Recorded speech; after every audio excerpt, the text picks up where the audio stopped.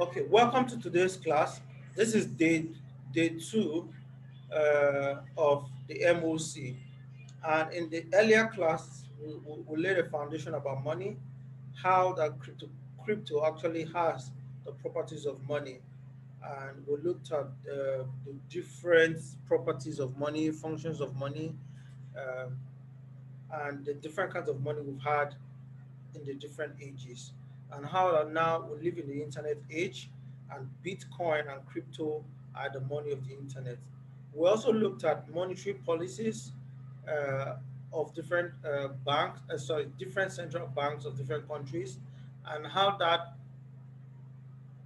is responsible for the economic situation of the different countries. So countries that have good economies have good monetary policies. So now we're looking at bad monetary policies often lead to terrible consequences. Now there was a financial crisis in 2008. It was terrible. It was caused by the mortgage. It was caused from the mortgage market. That's the housing market. Okay, now let me just read it. It said the financial crisis was primarily caused by deregulation in the financial industry that permitted banks to engage in hedge fund trading with derivatives. Okay, now they were playing in they were trading with money that they didn't have, which is called trading uh, derivatives or trading on margin.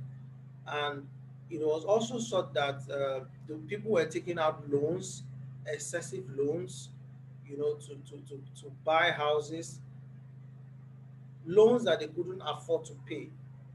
But then the people who were marketing and promoting these loans were getting a commission off of every loan that was sold, so they didn't care what happened. But then it was all just a Ponzi scheme, and it collapsed.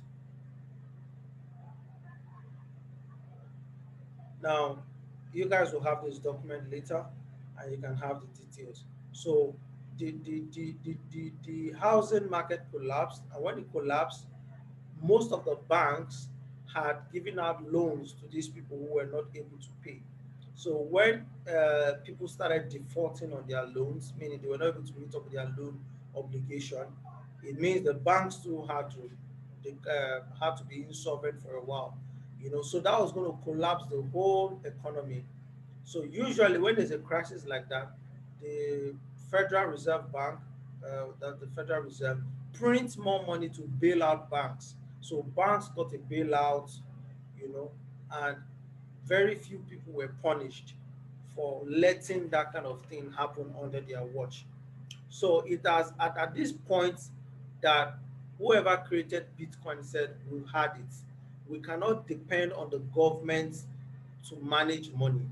Money should be a neutral thing, independent of the government. So that's where the birth of Bitcoin came into being. Why? Because government keeps printing money, and the more money that is printed, the lesser the value of the already existing money. And it means people will not money will not serve money, that's currency now, we're referring to dollars now, cannot serve as a good store of value. So the guy that created Bitcoin said, why not release a form of money that will be money for the people, that will have a fixed supply, and nobody can create any additional of that money.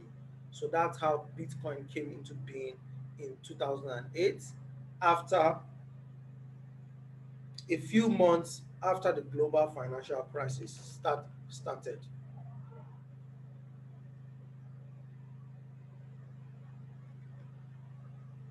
Okay, now, like I was trying to explain, there has been many economic meltdown in the past due to wrong government policies and human greed and corruption. In the future also, there will be more crashes to come in the future. We just read a few days ago that the United States Federal Reserve is planning to print an additional $6 trillion. That's after the almost, is it 2 trillion that they gave out during at the start of the pandemic last year. They were giving people money for staying at home and all that. So all that money being printed is actually coming out of thin air. And what it does is that it reduces the already circulating, it reduces the value of the already circulating money. Okay, I already emphasized this, that whenever there is such economic issues, it is those who have low income that suffer the consequences the more. Why? Because people who have a lot of money can always use money to shield themselves. Now, the creation of Bitcoin is a revolution against the centralized and oppressive money system of the world that is prone to failure. Now, the Bitcoin white paper, or what we call the Bitcoin proposal, was published in 2008 at the start of the economic crash by someone or a group of people with the synonym Satoshi Nakamoto. Now, this is the introduction, this is the abstract of the Bitcoin white paper. Till date, we don't know who Satoshi Nakamoto is, if it's a person, a man, a woman, or a group of individuals. You know, but his identity doesn't really matter. Why? Because he being a ghost, it's even a plus for Bitcoin. Why? Because he created something that was many times bigger than himself. Okay, uh, let's go on.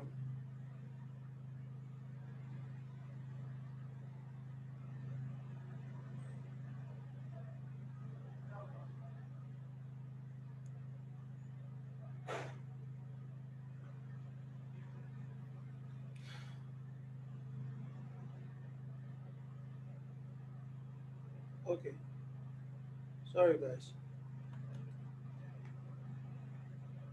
Okay. Now, earlier today, I sent a video to the group. I hope you guys had watched it. I'm also going to make the Bitcoin white paper available on the Telegram. Whoever wants to read it, you can read it. You have a sense of what the creator of Bitcoin was looking at when he created Bitcoin. Now, what is Bitcoin? Bitcoin is a digital currency that was created in January of 2009.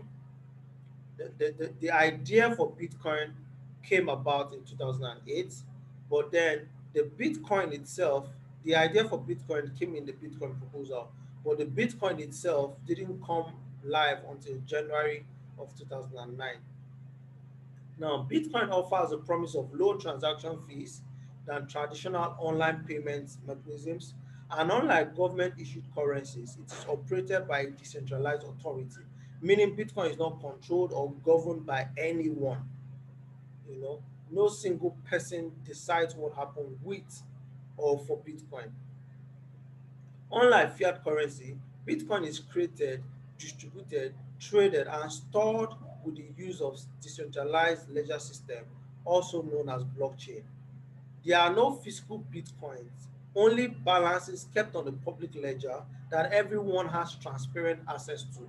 All Bitcoin transactions are verified by a massive amount of computing power. Bitcoins are not issued or backed by any banks or government, nor are individual Bitcoins valuable as a commodity. Despite it not being a legal tender, Bitcoin is very popular and has triggered the launch of hundreds of other cryptocurrencies, collectively referred to as altcoins. Yeah, now Bitcoin is commonly abbreviated as BTC. Now, this is a brief history of Bitcoin. Uh, the domain name for Bitcoin, bitcoin.org, was registered in 2008, August of 2008. Then in October of 2008, a person or a group of persons using the name Satoshi Nakamoto makes an announcement in the cryptography mailing list at mailsdoor.com. He made the announcement that he's working on a peer-to-peer electronic cash system. So when you read the white paper, he explains what he meant by that. Now, the first Bitcoin block was mined was mined on January 3rd. That block is referred to as the Genesis block or block zero. Yeah, the Genesis block. So as you join into cryptocurrency, you keep hearing about the Genesis block. Genesis block of a blockchain usually means the first block that was mined. Now, there was a message contained in the Genesis block. The message says, Chancellor, Chancellor on the brink of a second bailout for banks, perhaps as proof that the block was mined on or after that date, and perhaps also a relevant political commentary. Now, the message contained in that blog, as we go along, you guys would see an example of what a block is. Like you guys will see videos about it. Now, he highlighted the reason for creating Bitcoin, a second bailout for banks. Meaning, banks are like Ponzi schemes if they keep being bailed out. Banks should be independent. They should be able to thrive on their own and not be bailed out every 4 years or every 8 years. Okay, now let's go on. Okay, no one knows Satoshi Nakamoto is or are is the creator of Bitcoin, but nobody knows who he is. His identity is not known, and because he's not known, it's I think is a plus for for cryptocurrency. Then because it's not known to a lot of people are afraid. Why? Because in that Genesis block that we spoke about here, Satoshi mined the first set of bitcoins in that block, and there are about 1 million bitcoins that he's holding in his wallet. So currently, one bitcoin is at let's say $40,000. So 1 million bitcoin will be worth at least is that 400 billion? I think that's about $400 billion.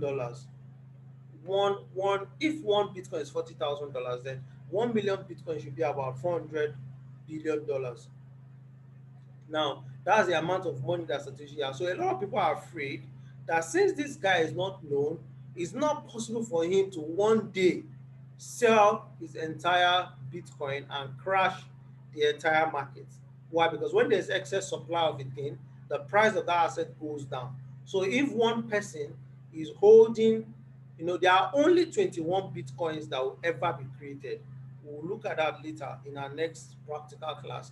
Now, there are only 21 Bitcoins that will ever be in existence. And out of that 21, 1 million is owned in the wallet that Satoshi mined, and that the coins they have never been moved.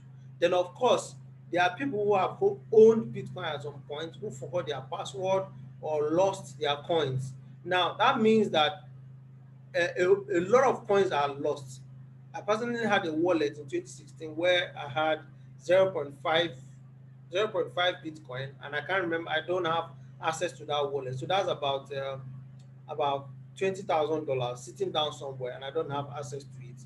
So there are a lot of people who have lost bitcoins like that. Who you learn about Bitcoin security as we go along. But the point here is that Satoshi Nakamoto is still owns 1 million Bitcoin. So why won't he sell at the point in the future to crash the price? And the argument to that is he will not sell. The reason is because he will not contribute to the very same system that he's trying to destroy. He's trying to disrupt the traditional finance system, which is the banks, insurance companies, brokerages, and other financial services, even the central bank. So by selling all his bitcoins, he's saying that I don't believe in what I created. I don't believe in this ideology that I created in 2008. So that's the more reason why he will not sell. Now let's go on. Now, Bitcoin is based on the technology called blockchain. Now, blockchain is sometimes referred to as a distributed ledger technology or DLT. What it does is that it makes the history of any digital asset unalterable and transparent through the use of decentralization and cryptographic hashing. Don't get carried away with all these terms that seem very complex. Uh, they're actually very simple. Decentralization simply means uh, when something operates from multiple sources without a single center.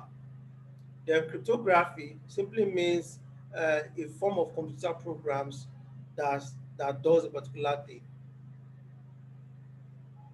Now, blockchain is simple yet a very ingenious way of passing information from person A to B in a fully automated and safe manner. One party to a tra- One party to a transaction initiates the process by creating a block. This block is verified by thousands, perhaps millions of computers distributed around the internet. The verified block is added to a chain which is stored across the internet. Okay, now to better understand this, I'll share a video tomorrow that talks about what is blockchain. Now, this video shows graphical representation of how the blockchain works, and it's better to explain with graphics than to explain by than try to understand it by uh, uh, reading about it. Now, blockchain can be used for a lot of things, but then Bitcoin uses the technology blockchain for monetary transactions. Other ways that the blockchain technology can be used, you can use it for voting, you can use it for ticketing, you can use it for stock trading, you can use it for identity management, you can use it for land title registration. So I'll just explain land title registration. For example, in Nigeria, where you have issues of fake certificate of occupancy, or when you have issues of omonile claiming that, oh, the land belongs to my father, therefore I can sell it. You know, if you put those lands on the blockchain, meaning if you put the C of O on the blockchain, it shows when that land, it shows every detail about that land, who the current owner is. Why? Because on the blockchain, you can only have one record of one particular land. So if that land is going to be sold to one person, the name of the person will be there, the date will be there, and that transaction cannot be altered. So if someone else comes later on claiming that, oh, this land belongs to so, why did Mr. B sell it to you? Then someone can go to the blockchain and check.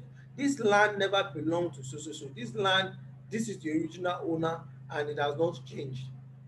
So that was one of the use cases of blockchain. Another use case is in a place like voting.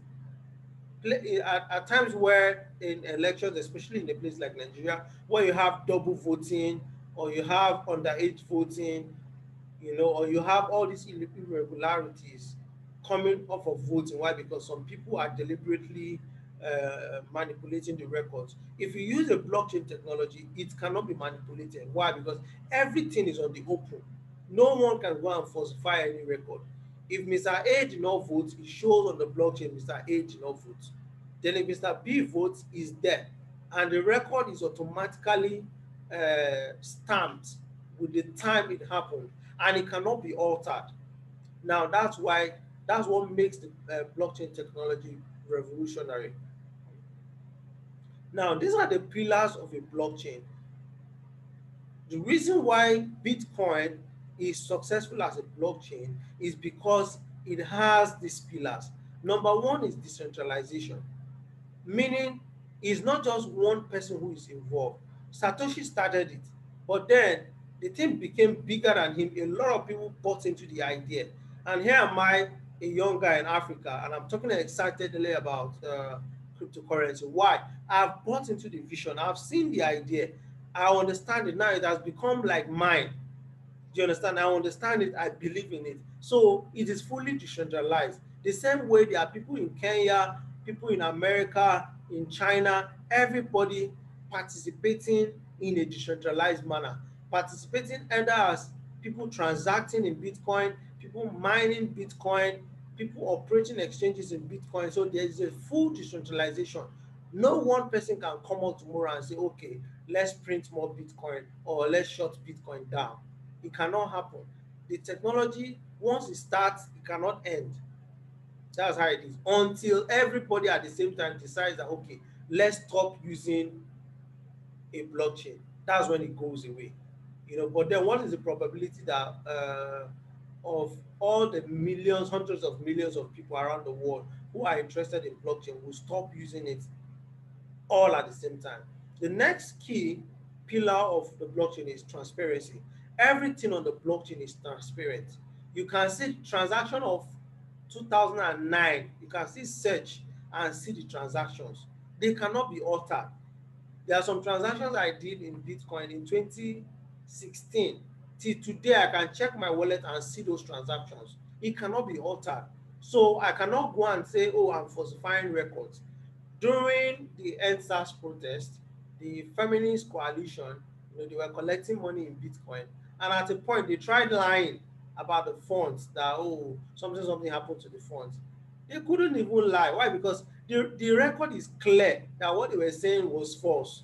Everyone could see it. So that's the advantage of blockchain.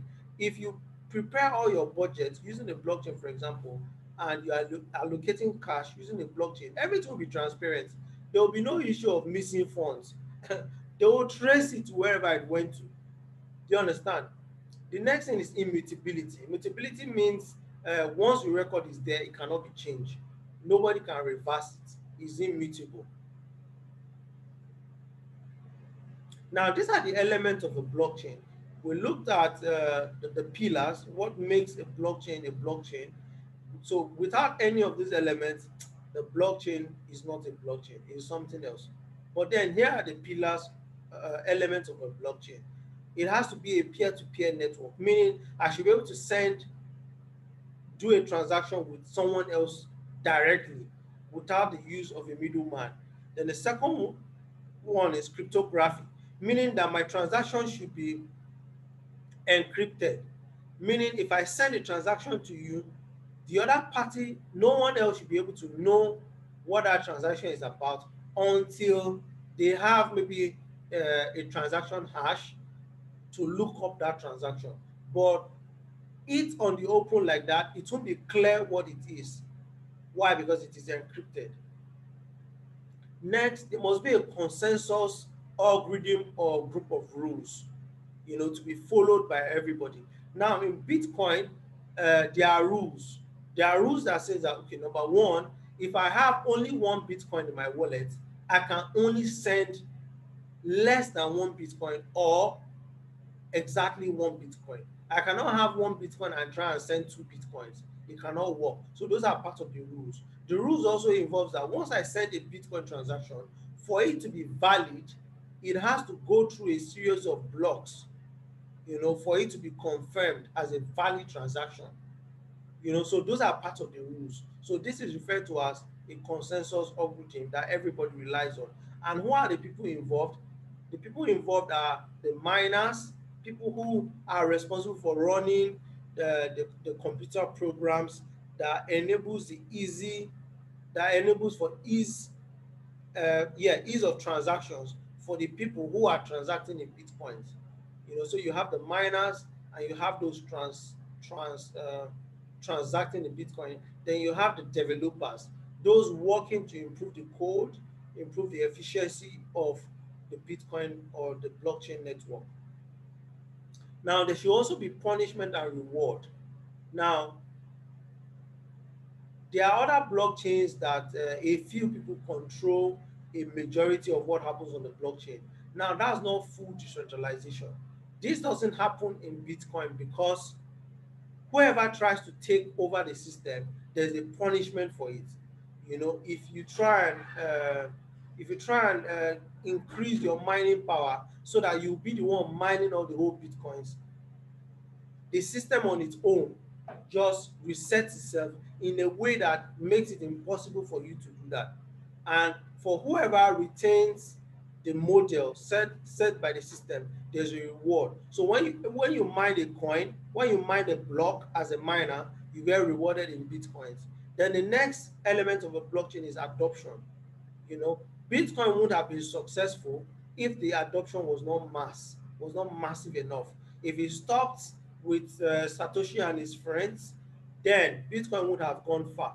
But now it's all over the world. It's a global phenomenon, and a lot of jurisdictions are even considering making it some form of reserve currency. You know, so those are elements of the blockchain. Now there are different types of blockchains. There are public blockchains, there are private blockchains, there are hybrid blockchains. Hybrid blockchains are a combination of they have features of a private blockchain and that of a public blockchain. So they are hybrid blockchains. Then there are side chains. Side chains are uh, are blockchains that run pari passu another blockchain. You know, and the reason for creating side chains is to reduce the load on the main blockchain. You know, well, I'll get to explain details later when we talk about Bitcoin confirmation and all. You know, for people who have used Bitcoin here before, you know, sometimes you send Bitcoin to someone and it's taking 2 days to confirm. Usually, the Bitcoin transaction should go in a matter of seconds, or let's say a few minutes, you know. But then it's taking days or many hours for the transaction to be confirmed. What usually happens in that situation is that the network or the blockchain is overloaded. You know, so transactions are not going smoothly. So one way to ease that is to create side chains. You know, so many transactions happen on the side chain. The side chain bundles all those transactions as a single transaction and sends it to the main blockchain. So that way, the number of load coming onto the main blockchain is reduced by help of the side chain. Now let's go on. Okay, so now I'm going to share my screen and start showing you some of the things that you will look at, some of the tools you will be using on your journey in cryptocurrency. And and maybe the most common one is what is called coinmarketcap.com. Now, cryptocurrency consists of Bitcoin and altcoins. Bitcoin and altcoins. Now, in essence, having discussed what money is, cryptocurrency is a form of money. And Bitcoin was the first cryptocurrency. It's called cryptocurrency. Why? Because it, crypto comes from cryptography. So, currency that is based on cryptography. So, that's where the name comes from, cryptography. Now, the first cryptocurrency is Bitcoin. Now, any other coin or any other cryptocurrency that was created after Bitcoin is referred to as altcoins. Now, let's go to this website, coinmarketcap.com. So, let me share my screen again.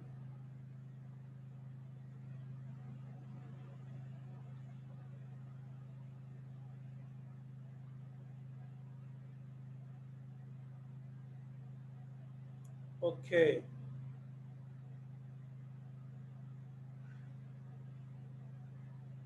okay. Now, coinmarketcap.com.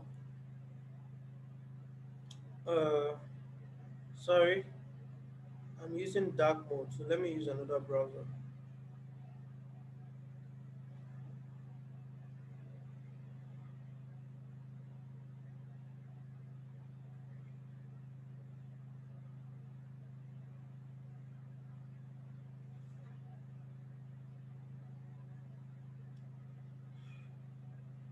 Okay, coinmarketcap.com. Enter.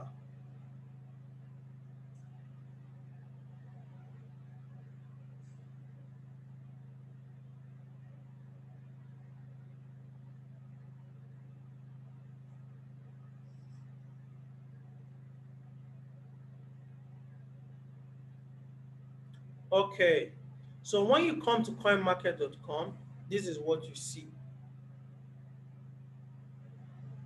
Now, CoinMarketCap, as the name implies, tells you the market capitalization of all, not all, of the listed cryptocurrencies and the places where the cryptocurrencies are traded and their value, the value, that's their price, and also their market capitalization, meaning their worth in dollar amount, their worth in dollars. So, for example, Bitcoin now has, see this place here,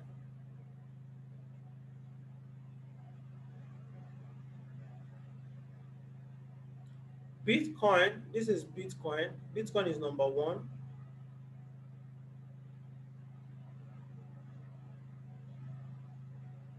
Bitcoin is number one. Why? It has the largest market capitalization.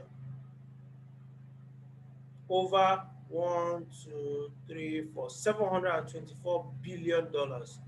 Now, this is the market capitalization, meaning the worth of Bitcoin as at this moment. And the value of this Bitcoin, the market capitalization of Bitcoin, is gotten by multiplying the price per unit of Bitcoin, multiply that by the price, multiply that by the circulating supply, the circulating supply of Bitcoin, then you get the market capitalization. Now you can do the same thing for a coin like Ethereum. You take the price of Ethereum, $2,800. You look at the circulating supply. Currently, there are about 116 million Ethereum in circulation. Then you multiply that by the price, then it gives you this value. This is 326, you know, 326 billion dollars. That's the market cap of Ethereum. Now you can do the same thing for all the other coins, all the other coins. Now, another thing that this website shows you, why? Because you're going to have an assignment at the end of this class to calculate the market cap of a coin, maybe Doge, of two coins. So remember I said to calculate the market cap, you come here, you look at the price, you look at the coin in question, you pick the price, then you multiply the price by the circulating supply, then it gives you the market cap.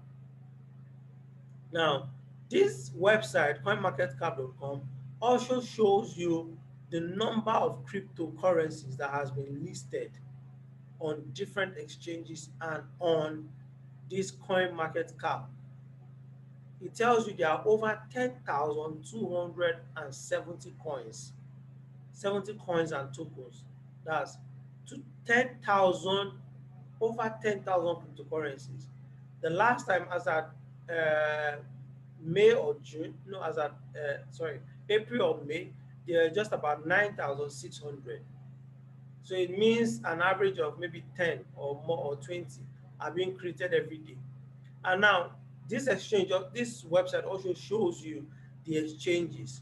What is an exchange? An exchange is where you can trade cryptocurrencies, where you can exchange cryptocurrency for your naira or dollar, or where you can exchange one cryptocurrency for another cryptocurrency. Those are exchanges. And now this market cap tells you about the total market capitalization of the entire cryptocurrency space.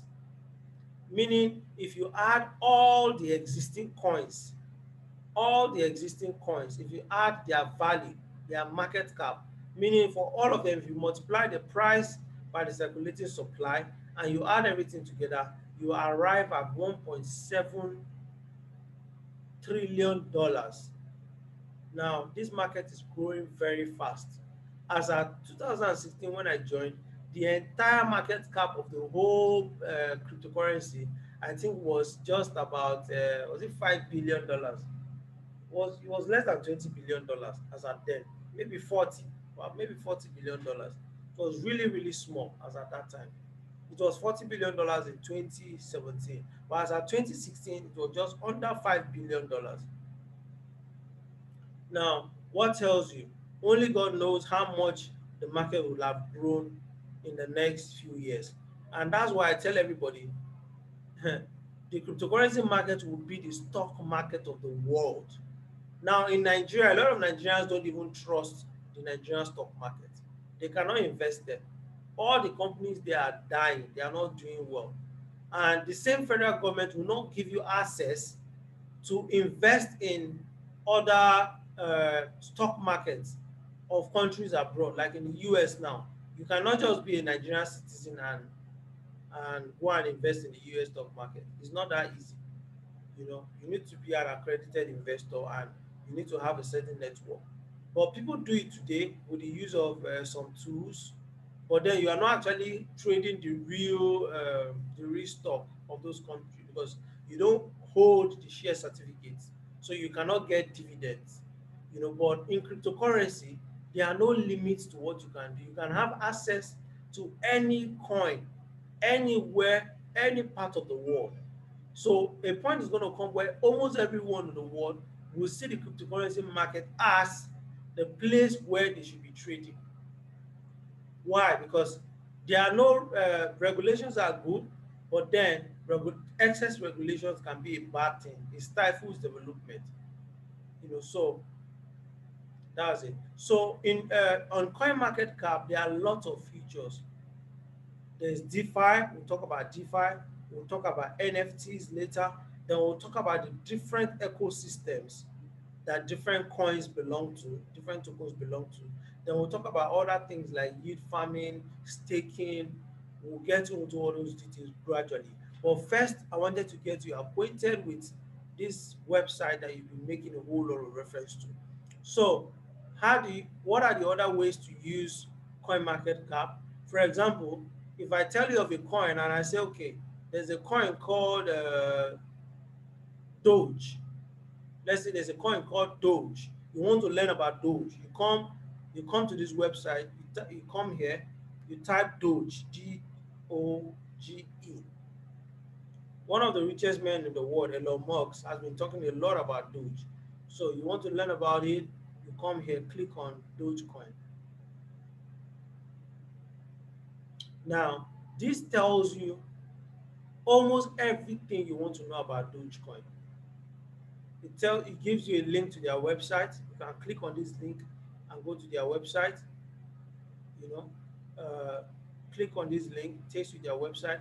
You can read about the white paper. What is a white paper? A white paper is like a proposal of what Dogecoin is about and what it intends to do. You know, it will tell you if it's a serious project or if it's a project just for meme. Dogecoin is a project for meme, like just for fun, you know, for catching cruise, like they say. Then you can even have access to the Explorer. Then still on this website, you can have access to the performance of Dogecoin. Maybe in the last, okay, this is a chart showing the performance of Dogecoin in the last few years. You know, it can even tell you the dates that Dogecoin was created. 2014 can tell you how, see how the curve has just gone up, you know. So if some of us had foresight and we knew that, oh, Doge would be this big, we'll have just had bought some quantities of Doge and left it, you know. But the truth is, even some of us in crypto, when we got in early, we didn't know it to be this big as it is now. We just knew it to be something, but we never imagined that it would grow so fast, so soon, so big within this short time. You know, and if anyone tells you they knew 100%, it's just a few people that can say that. You know, the snow effect, or what's it called, has been so has been massive. So this tells you that if you had invested in Dogecoin at the point it was so low, now it got to as high as over 60 cents. Now it tells you a lot of information about Dogecoin down here. Then you can also scroll down and read. You can decide to read about Dogecoin. You can decide to read about Dogecoin. It says here, what is Dogecoin? So if you're going to involve in cryptocurrency, like I said on the group one time, you have to do a lot of reading or looking for information. Now, this tells you those guys that created Dogecoin, how they created it as a joke, how Dogecoin is set to operate, and all that. So all the information is here. So this is a good place to begin your research. It's not the final place, but it's a good place. Then there are many coins. If you want to learn about Tita, for example, I tell people that if you're struggling having access to a domiciliary account, just come online, go to an exchange and open an account and store in Tita. Tita is like United States dollar. This is called a Tita to the United States dollar, meaning this cryptocurrency is pegged to the dollar, meaning $1 in the real world is equals to one USDT in the cryptocurrency market. So if you want to save in dollars, you can as well get some USDT, keep it in your wallet, secure it. Because sometimes if you leave dollars in your DOM account, you want to have access to it, and the bank is telling you stories. Oh, we don't have dollars right now. But then if the money is in your DOM, is in your wallet, you can always have access. And right now, the way the Nigerian economy or the naira is devaluing fast, I don't advise anyone to save in naira. If you cannot open a DOM account, open a good blockchain wallet. We'll teach you about wallet soon. Buy some USDT and leave it there. It's better than having naira. Far, far, far better. So you learn about all these other coins on coinmarketcap.com. So I'll give you an assignment later to do here. Okay. Now let me stop sharing. Go back to.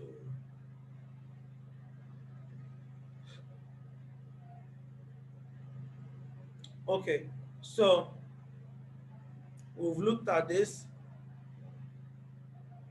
Now there's a difference between coins and tokens. I said that there are over 10,000 cryptos. Let me adjust this. Let's put it at 10,000, 10,000 plus. There are over 10,000 cryptos, one Bitcoin, and all the rest are altcoins. Now, there is a difference between coins and tokens. A coin, but people use them interchangeably, but they are very different. A coin runs on its own blockchain, while a token runs on another blockchain.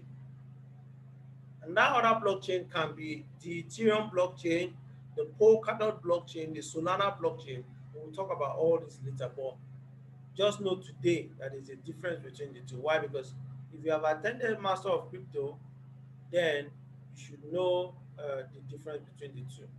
Now, we also look at this is called crypto economics. In the real world, you have they talk about macroeconomics, they talk about microeconomics. But in crypto, we look at crypto economics or what is also called token economics. And the reason for knowing token economics is so that you'll be saved from scams. There are a lot of the highest scam in the world happens within the cryptocurrency space. And the reason why there are a lot of scams is because there is a high level of anonymity, meaning I can do transactions or do things, collect funds without people even knowing if I'm a good player or a bad player. So it gives room for a lot of bad actors to come into the space, and take advantage of ignorant and at the same time greedy people. You know, for example, there's Hush Puppy. When Hush Puppy was arrested along with his friend, they found over I think $35 million on his phone in Bitcoin on his phone. $35 million on an app on his phone, but he was walking about freely. You won't even know he has that kind of money. Why? The ease of moving around with crypto. So now we're looking at crypto economics. What is crypto economics? Crypto economics come from two words, cryptography and economics. Now, crypto economics is a formal discipline that studies protocols that govern the production, distribution, and consumption of goods and services in a decentralized digital economy. Now, cryptoeconomics is a practical science that focuses on the design and characterization of these protocols. For example, Bitcoin is a protocol. Now, let's look at now Bitcoin crypto economics, for example.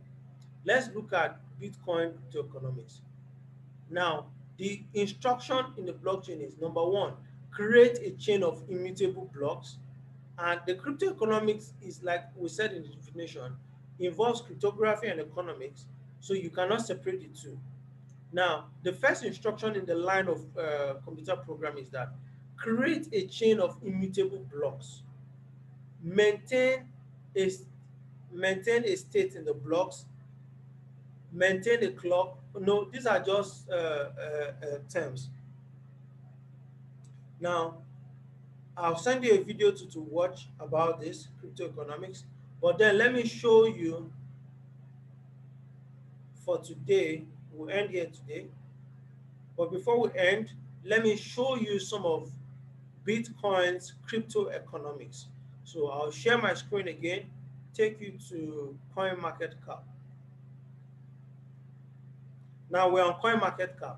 On CoinMarketCap, you can use this place to learn about crypto economics. Like we said, crypto economics is a combination of economics and cryptography. Now let's look at the crypto economics of Bitcoin.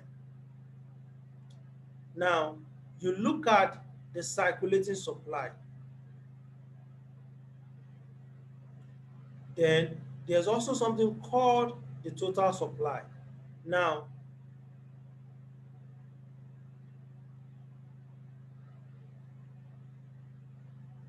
now when you come to coinmarketcap.com, if you click your cursor or your pointer at this place that shows an eye, it reviews an information under. It tells you about circulating supply and maximum supply. Now, one of the crypto economics feature that you look at, you always look at the maximum supply of the cryptocurrency assets. Coins that have billions and quadrillions of supply, sometimes a lot of people buy, there are some coins that were created with a lot of supply. Another example, a good example is there's one that was raining a long time. Let me show you. Safe Moon.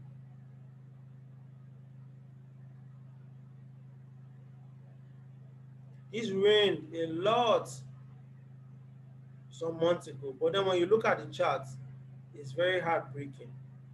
Okay, now it went up so high, then came down this low. Now almost everything has come down this low, so it's not just Safe Moon. But then let's look at the crypto economics. Bring your cursor here. Now, for a coin like this, okay, the total supply is known, but the maximum supply is not known. So this is not a good sign. It means that more of these coins can be created. Remember, we're trying to analyze that the reason why cryptocurrency came into existence is that it has to be different from the traditional financial system.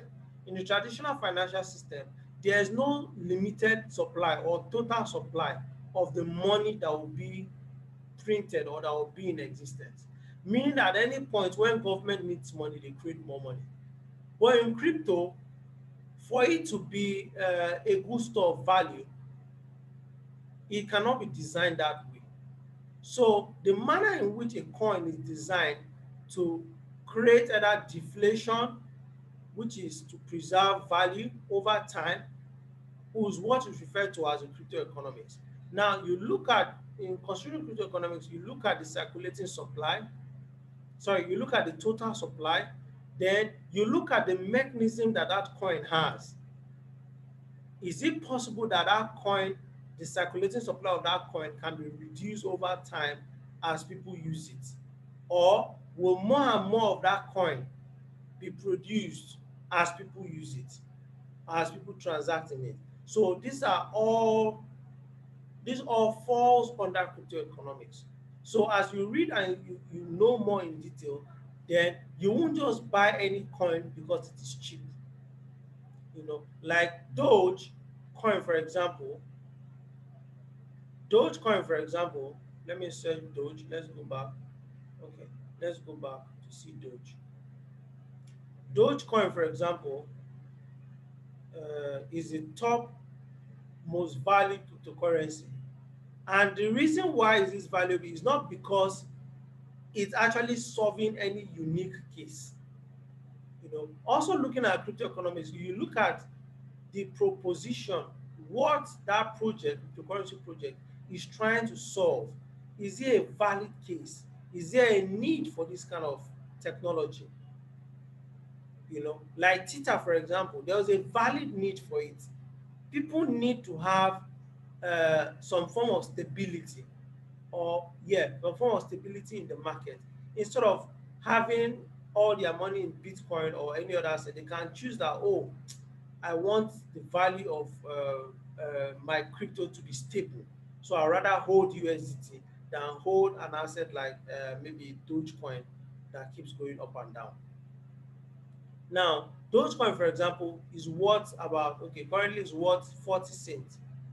So there are a lot of people that buy plenty of Dogecoin with the hope that, oh, once this Dogecoin gets to $20, I'm a billionaire.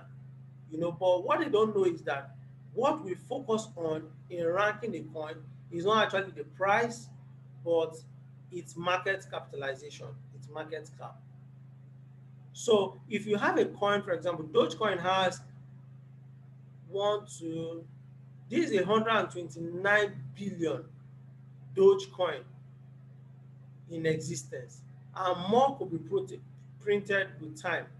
So it means that for one Dogecoin to be worth, let's say, $1,000 in the future, the market cap of this will be in the maybe quadrillions of dollars. So it is hard to expect that a coin like Dogecoin will get to $1,000. Why? The circulating supply or the total supply is too high. That is part of the things that we look at in crypto economics. Another example is Ripple. Ripple has about currently, okay, let's check.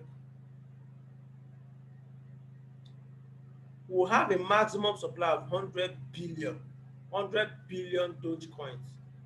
You know, currently there are only about 45 billion in circulation. That's why the market cap of Dogecoin is around 46 billion dollars. All right, so let me stop here. We'll take a few questions. Tomorrow, we'll do a little bit of theory and practical again, but it's getting interesting with time.